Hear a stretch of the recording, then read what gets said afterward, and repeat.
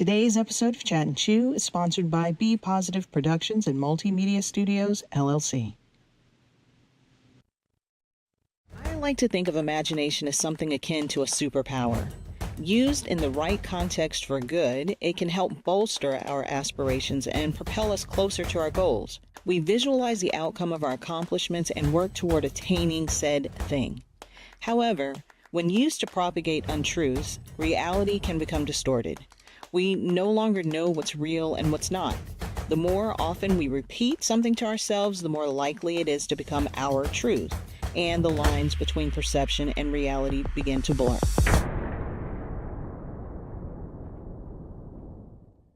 And that, ladies and gentlemen, is a wrap.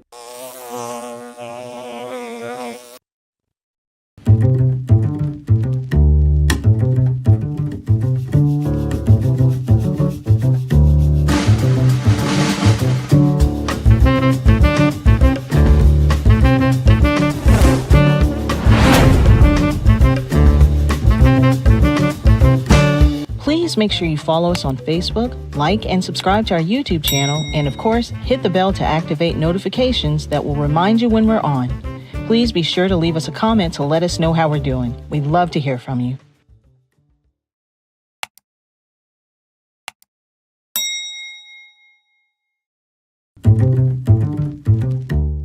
Welcome again to our Chat and Chew podcast. My name is Dr. Glenn Ward, and I am very excited about today's topic, creating a father-friendly school, the role of families' engagement in education. To our Facebook family, make sure you like and subscribe and kind of tell us in the comments how we're doing. To our YouTube, please hit that little bell. Let us know that you are listening and you're watching. Again, I want to welcome everybody to our Chat and Chew podcast again. And I have in the studio, actually not in the studio, but he's online to Zoom, my friend, Mr. Keith Schumacher. Welcome to the broadcast, Mr. Keith. Well, thank you. I'm Keith Schumacher. I'm the Executive Director of the National Alliance for Father-Friendly Schools. We're based here in North Carolina. You know, I had an opportunity to meet you. I think, Keith, the first time was back in, I think, June of this year. We were together at the Fatherhood Conference put on by Family Resource Center, very good Fatherhood Conference, a men's conference, and I think I got to meet you. I had to speak at another engagement that morning, and when I came to the meeting, first thing my wife said, Angela said, "You have to meet Keith." I said, "Okay, I'll meet Keith," and she's like, "You need to meet him right now."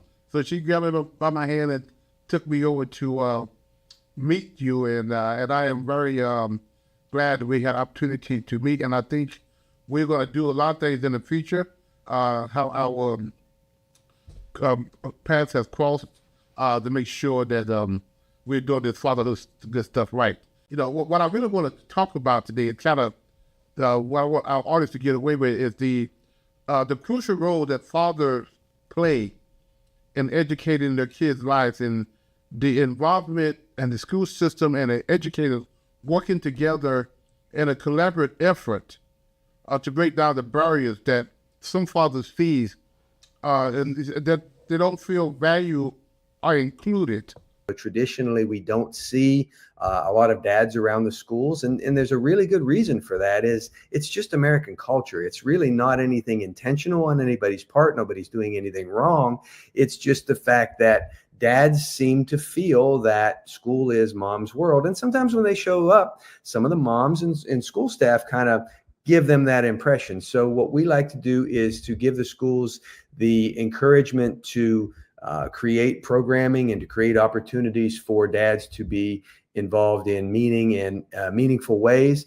And the thing that most of the dads realize once they've been to the school a couple of times is they're there. They love the look on their face of their own children when they see them walking down the hallway. But when another kid, maybe a kid that doesn't even have a dad, is there supported by those guys, it really makes a big difference. So we're very happy to be able to do that kind of work.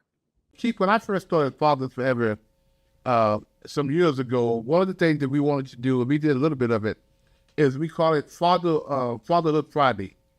where we asked each father to check, we said Friday, but it could be any day, but to pick a day during that week and to be able to go to your kid's school and have lunch with them. Yes. Getting to know the teachers and just visit them. It's something about a father's presence that when the father, when my kids was growing up, I would go to the school on a regular basis and have lunch with them. And you ought to see the other little kids run up to me, and my kids kind of got, they get such privileges, but they would say, here comes Celeste's dad, here comes Glenn's dad, here comes Anthony's dad. It's like the father's presence make a big difference in the school system.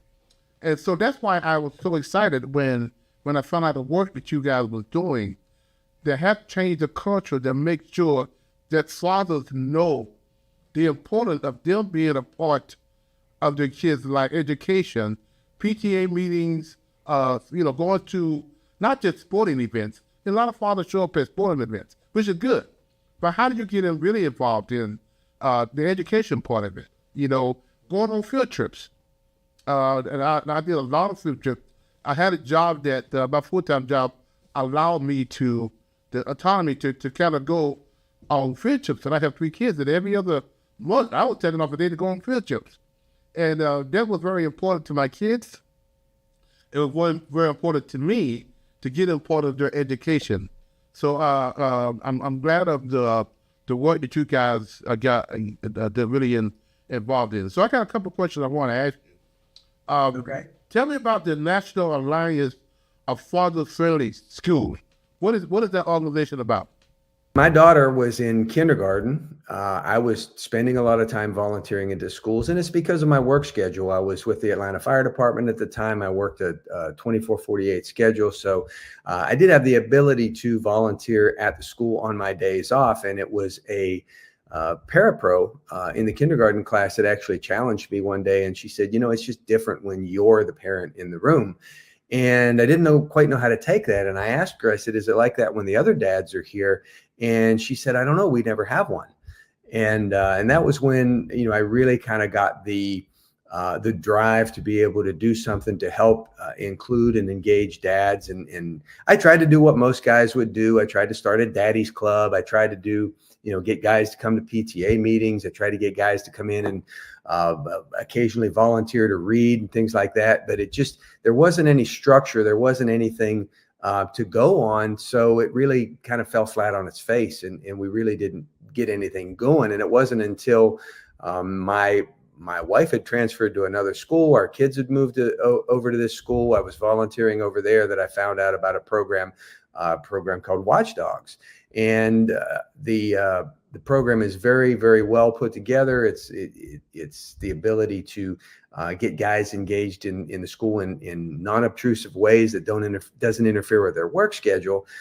So I wound up with that organization. I like any good volunteer, I wound up being the local leader. Then next thing you know, I was the county leader. Then I was the state leader. And then I got pulled up to national staff, and I was on national staff with Watchdogs for 10 years. Alongside working with fire department. So when I retired from the fire department, unfortunately, they didn't have a full-time position available at the time, but another very similar organization did. Organization started by Tony Dungy over 25 years ago, known as All Pro Dad, and the All Pro Dad Chapters program, which is their school program, recruited me to come over to work with them. I was with them for about 5 years.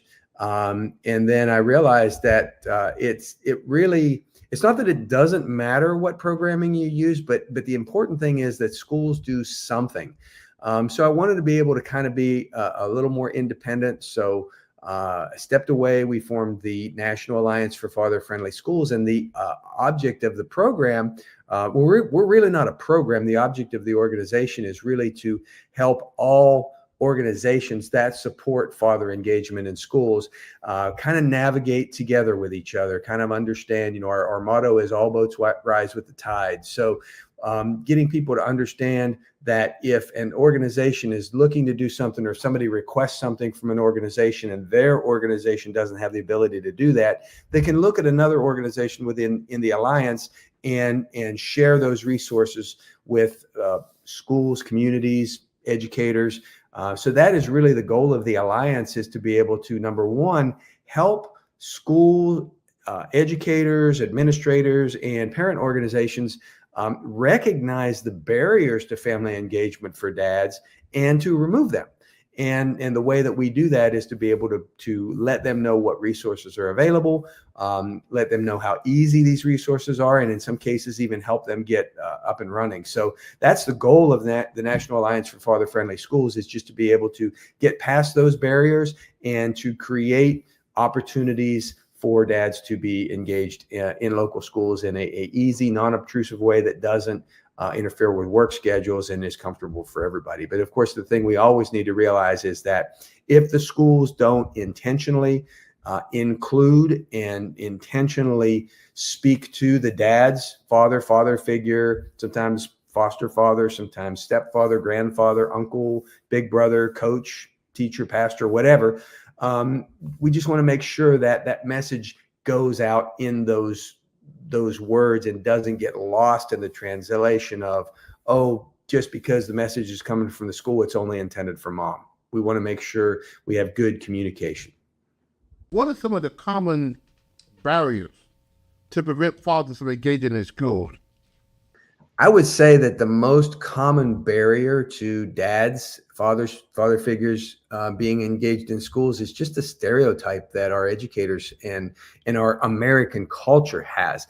It's nothing that is intentional. It is not that anybody's doing anything wrong. It's just our American culture that presumes in far too many ways that they think the dads are either too busy. They think that dads are not interested.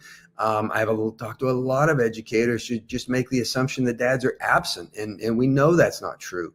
So I would say the biggest barrier is changing our thoughts, changing our stereotypes, getting past those stereotypes in this American culture of ours, and realize that dads do want to be engaged. They do want to be there. And the numbers are proving that. The Census Bureau just recently released a report telling us this. So the biggest thing is to get past those stereotypes, be willing to invite and intentionally include fathers and father figures. And when they come in, let them know what the expectations are. Because if guys don't know what's expected of them, they don't know what level to rise to. So dads are not going to come in and just find something to do around the school. You got to tell them, and it's not that they need the directions. It's just they want to know what you want. And if you tell them what you want, they'll meet those goals. And I've seen it time and time again, hundreds of dads throughout the course of the school year being engaged in the school. But it's got to be more than a one-day, one-and-done event.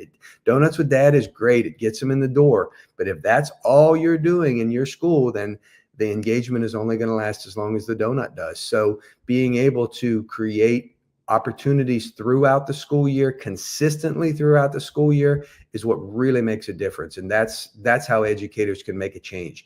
Communicate directly with the dads, give them opportunities to be engaged throughout the school year. Look very closely on how you can make those opportunities so that they don't interfere with work schedules. And it's pretty easy to do when you look at the opportunities to either do morning events before school, or a once a year event where all they have to do is use one of their regular days off from work to be able to come in and volunteer at the school. But there are a lot of ways.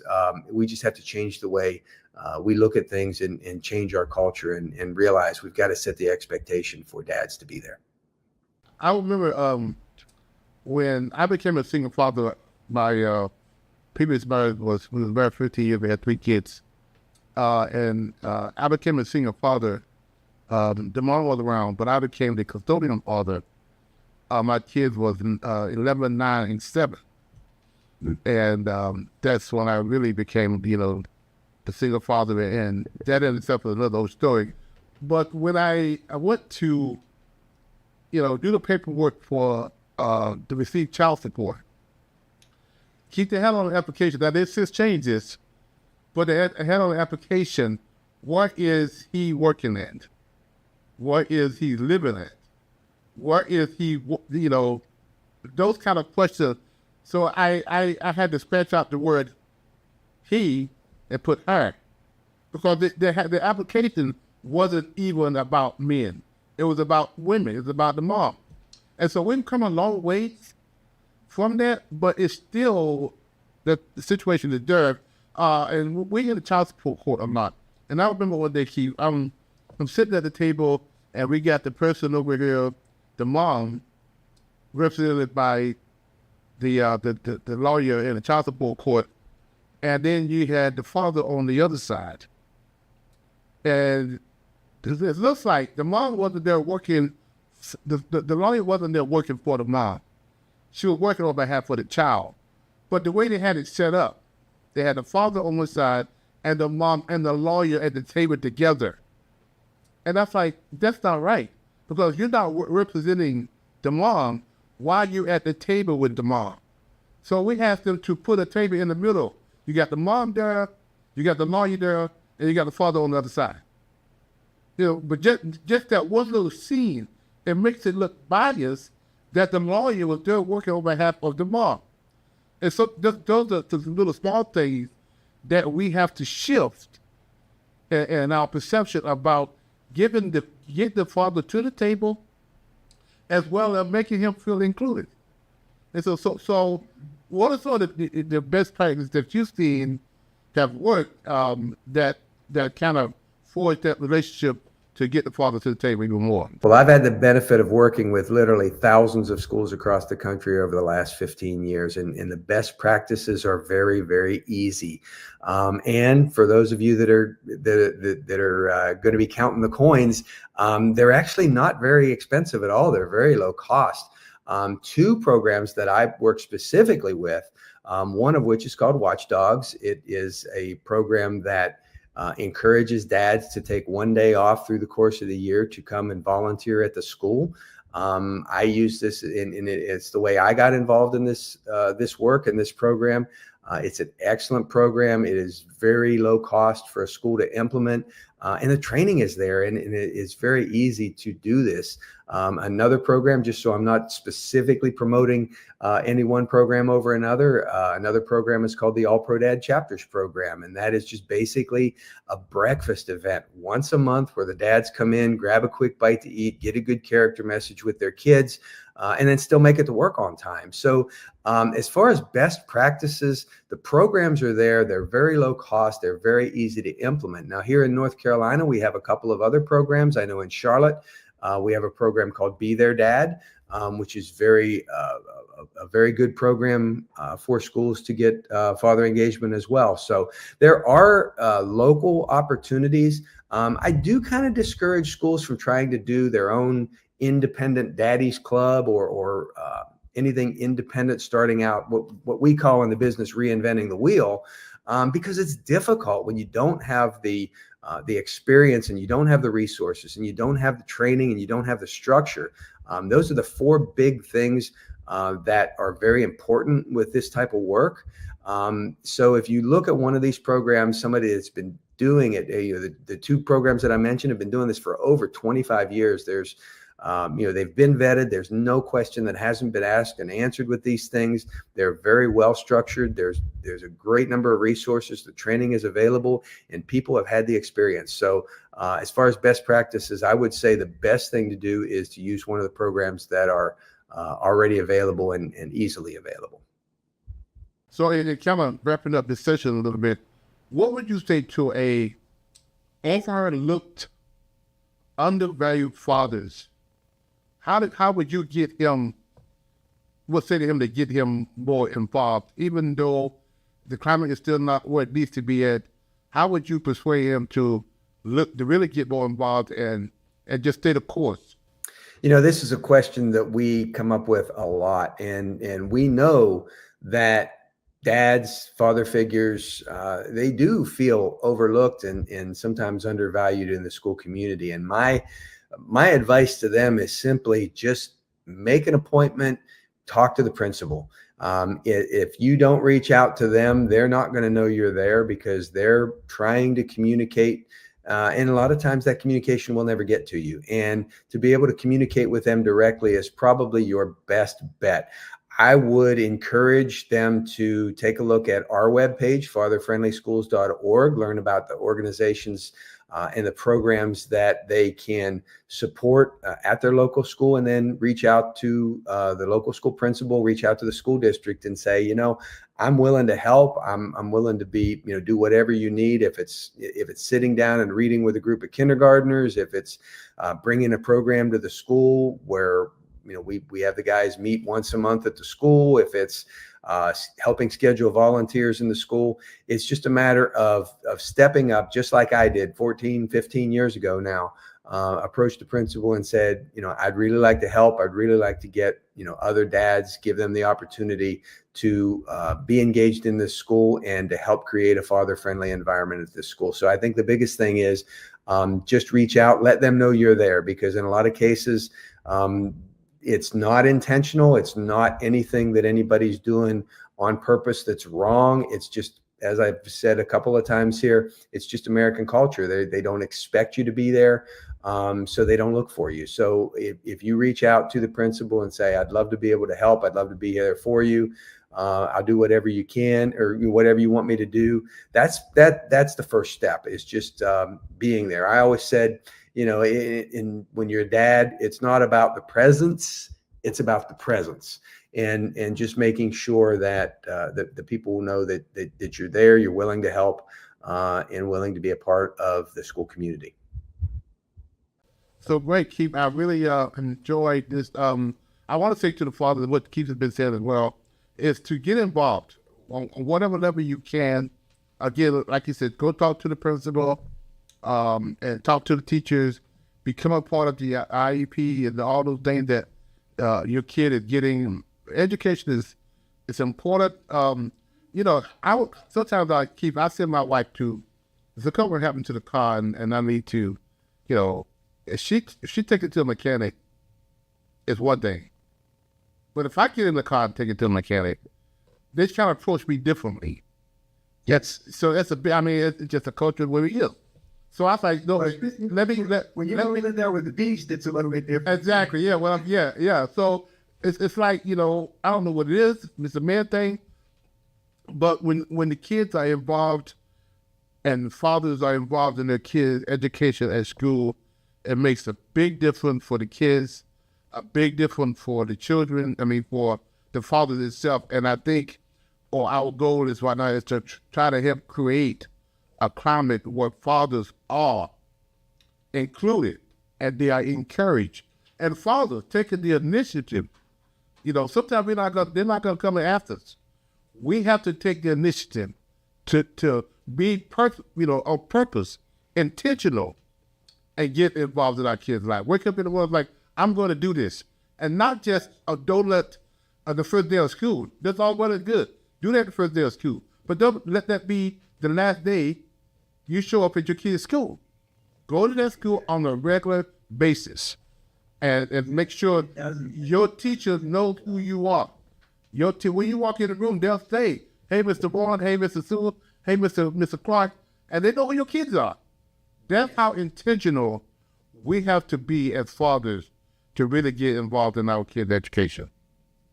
In closing, tell people where they can find you, where they can locate. You give me your phone number as well as your email address. You can easily reach the National Alliance for Father-Friendly Schools through our webpage, which is fatherfriendlyschools.org. We are a 501c3 nonprofit organization based here in North Carolina. You can also shortcut that by using the URL DADS, DADS, 4 schools.org. That will also get you to the same webpage. You can find us on Facebook. You can reach me personally at my email address, which is Keith, Keith, at fatherfriendlyschools.org. Or you can reach us by phone or text at 910-294-0332. That's 910-294-0332. The National Alliance for Father-Friendly Schools is so proud to have Fathers Forever join us as an Alliance partner. You can go to our webpage, see all of the great members of our Alliance, which is the second page on our webpage. But we are looking forward to working together here in North Carolina to be able to support schools, to be able to support dads, to be able to support families in father engagement and creating school environments that are father friendly. Well, thank you so much, Keith. We're going to have another time, but we're going to share it in a new feature. I'm going to go start doing some roundtables. We're going to invite different guests, and I want you to be part of some of those roundtables as we talk about in 2025 what we're going to be doing to set the stage of doing some father-friendly things in the school system. So looking forward to being able to work together with Fathers Forever here in the near future. So again, thank you so much. I appreciate the opportunity to talk with you, to work with you, and we're going to be doing some great things together. I just feel it in my bones. So thank you so much, Keith.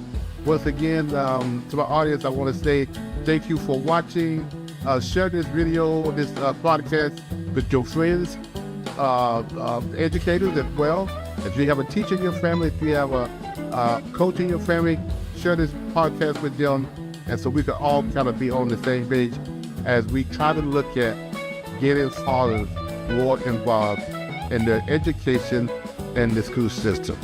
Until next time, I'll say so long, and we'll see you again. Here's 3 ways you can support our Dads at a Distance initiative. Give a copy to a family member, a friend. Donate monthly, a book monthly, 5 books monthly, how many books you want to do monthly donation. Reverse book signing, your church, your business. You can make a donation go to our website at www.afatherforever.com and go to our PayPal at Fathers Forever. Our Cash App is $Fathers Forever. Make your donation today. Please include in the note section, include DAAD. Again, it's include in the note section DAAD.